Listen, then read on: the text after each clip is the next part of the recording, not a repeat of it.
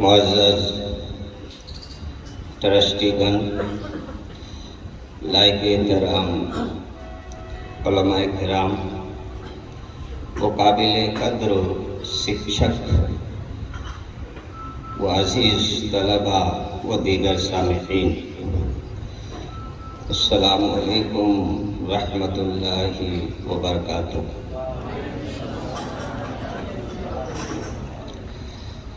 ہم سے پہلے جتنے بچوں نے اپنے اپنے انداز میں جو کچھ بھی بیان کیا، یقیناً ان کا طرز بیان بتا رہا ہے کہ ان کے استاذ نے، ٹیچروں نے بڑی محنت کی ہے۔ اللہ ان سب کو اجر عظیم عطا فرمائے۔ دیکھیے، آج یوم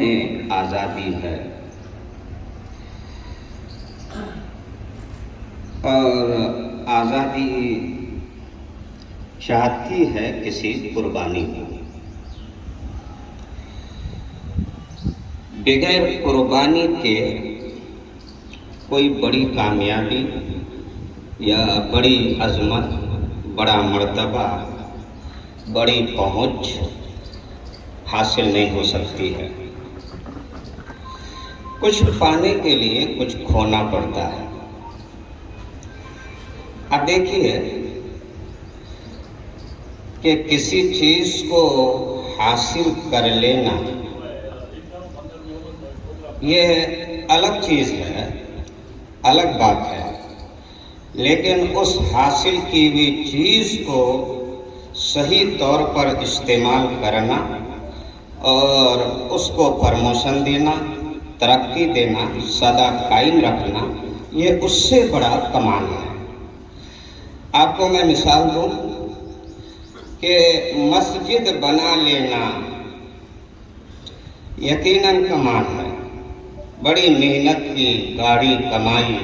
لگا کے مسجد بنائیں گے، یقیناً کمال ہے،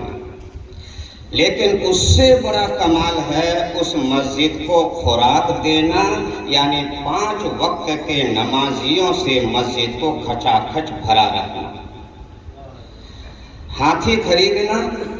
یقیناً کمال ہے، مگر اس سے بڑا کمال ہے اس ہاتھی کو غذا دینا، اس کو خوراک دینا۔ اسی طرح کسی بھی چیز کو حاصل کر لینا کمال ہے، لیکن اس کو ترقی دینا، صحیح سمت پہ لگانا اور سدا قائم رکھنا اس سے بڑا کمال ہے۔ ہندوستان میں آزادی حاصل ہو گئی، ہندوستان کو آزادی مل گئی، بڑی قربانیوں کا ثمرہ ہے کہ یہ آزادی ملی۔ کسی نے بیٹے کو گنوایا، کسی بیوی نے شوہر کو گنوایا، کسی نے جوان اولاد کو گنوایا، کسی نے بچوں کو بے سہارا کیا۔ حتیٰ کہ آپ تاریخ اٹھا کر دیکھیے کہ جب علامہ فضل حق خیرآبادی نے فتوی جہاد دیا تھا، انگریزوں نے کہا تھا کہ فضل حق کوئی مشکل کام نہیں ہے، بس منٹوں کا نہیں بلکہ لمحوں کا کام ہے، تم رجوع کر لو، تم معافی مانگ لو، تمہیں ترقی دی جائے گی، تمہیں دولت دی جائے گی، تمہیں سب کچھ دی جائے گی، رہائی دی جائے گی۔ تو فضل حق خیرآبادی نے کہا تھا، نادان، انسان وہ نہیں ہے جو اپنے لیے جیتا ہے، یہ تو جانوروں کا کام ہے۔ انسان تو وہ ہے جیتا بھی ہے تو دوسرے کے لیے، مرتا بھی ہے تو دوسرے کے لیے۔ مجھے اپنی آزادی نہیں چاہیے، اپنی رہائی نہیں چاہیے، مجھے اپنی فیسلٹی نہیں چاہیے، مجھے اپنی ترقی نہیں چاہیے، مجھے تو ہندوستان اور ہندوستانیوں کی آزادی چاہیے۔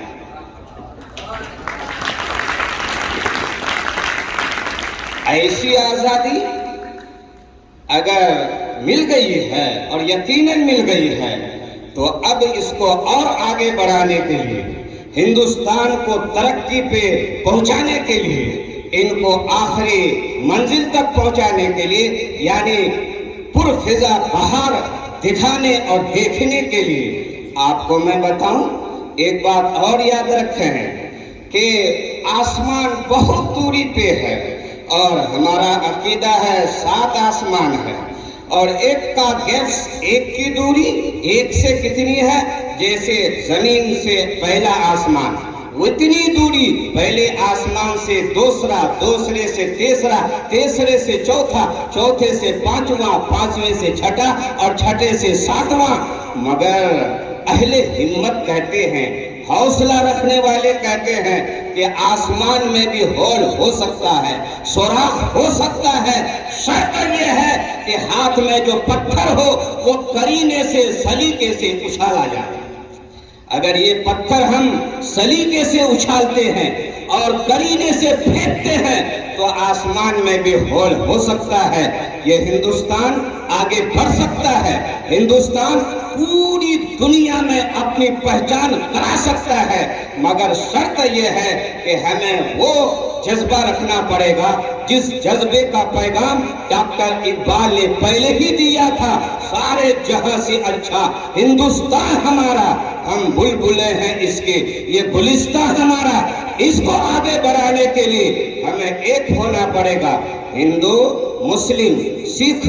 عیسائی بھائی بھائی بن کر کندھے سے کندھے ملا کر شانے سے شانے ملا کر قدم سے قدم ملا کر ہاتھ سے ہاتھ ملا کر ایک اور نیک ہو کر اگر ہم ہندوستان کی خدمت کریں ہندوستان میں رہیں تو یہ ہندوستان بھی آگے بڑھے گا ہندوستانی بھی آگے بڑھیں گے ڈاکٹر اقبال نے یہی پیغام دیا تھا ہندی ہے ہم وطن ہے ہندوستان ہمارا مذہب نہیں سکھاتا آپس میں پیر رکھنا ہندی ہے ہم وطن ہے ہندوستان ہمارا